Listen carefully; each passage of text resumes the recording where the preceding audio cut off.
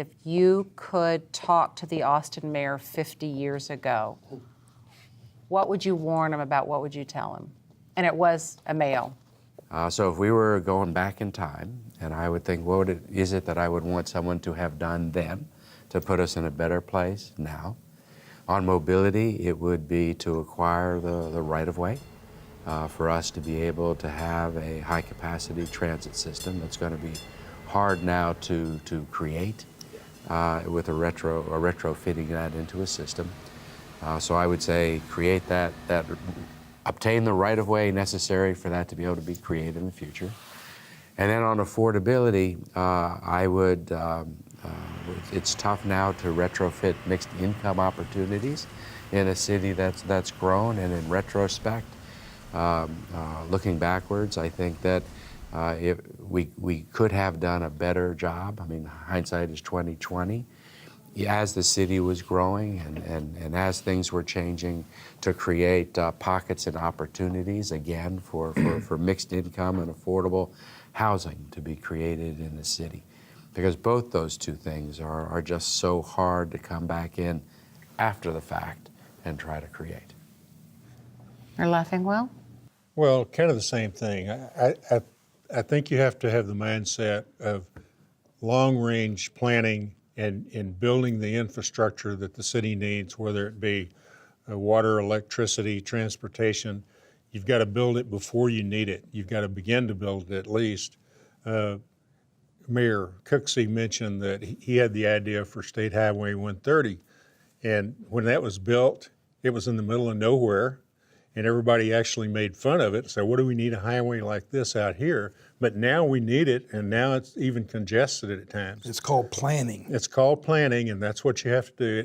It has to be long-range planning, and you have to have elected leadership that has the political courage to push forward on major projects like that. What would you tell the mayor 50 years ago? I just say, well, Mayor, just think about when you first came here, and it's probably 2.5 times the size it was then. Well, it's going to be 2.5 times bigger in about 50 years, and so just never lose track of that thought. That it's just in a capitalistic free society, attractive cities attract people, and it's going to be a long time before Austin's not an attractive city. And so it's just to mirror Steve and Lee's comment. You can't plan enough, and you can't try to finance infrastructure enough, and you can't deliver on infrastructure enough, and or changes of land use patterns and all that stuff, because you're going to wake up one day and the town's going to be 2.5 times the size it was when you moved here, and shame on us if we don't plan for that. I would tell the mayor 2 things that are truths about Austin of the future. One is it's going to grow just the way it was talked about, and since we're going back 50 years, and it's going to change dramatically in terms of how that growth occurs, because it's going to become a focal point in a worldwide economy. And the second thing I would say that is a truth is we are going to judge you harshly with 20/20 hindsight. Because that is the Austin way. And as part of that 20/20 hindsight, as we sit here today dealing with some of the things that Mayor Adler has talked about, affordability, which didn't start here. I mean, we all have dealt with it. Again, that's another one of those things we stand on each other's shoulders with regard to. But affordability, gentrification, traffic, those are all related.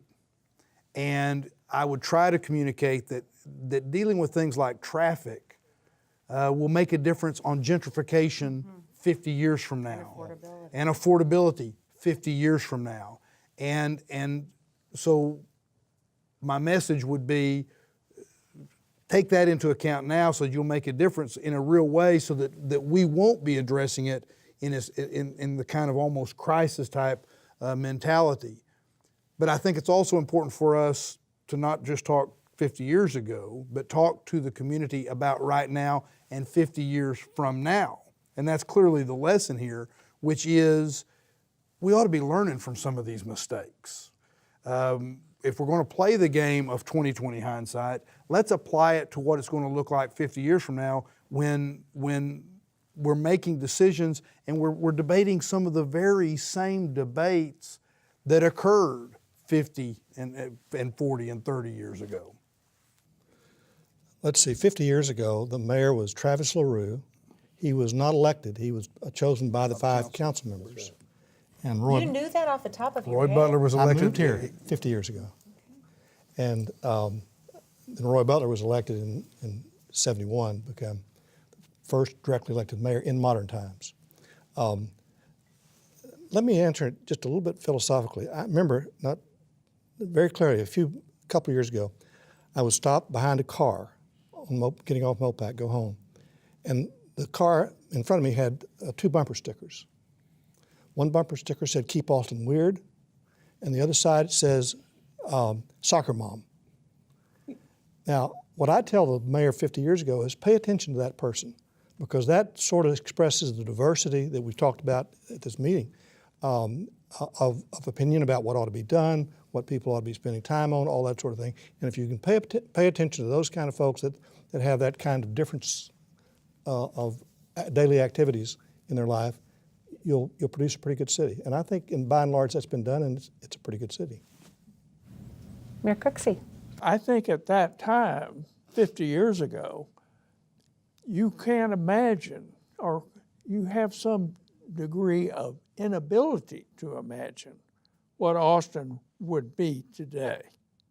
So the best you can do as a human being, a real human being, is to try to think as far in advance as you can and do the planning that you think is necessary 30 years in advance. And that is difficult. First of all, I would tell him, get the legislature and the federal government to change their funding mechanisms so that there's going to be enough money available to do the things in terms of building transportation infrastructure that you will need. And frankly, the federal government and the state have not kept up. And that's one of the problems we've had in obtaining enough funding to do the projects that we actually did plan. The funding has been there. Absolutely has been there. And this community, with their hard-headedness against building roads, went to the state and said, "We don't want your money."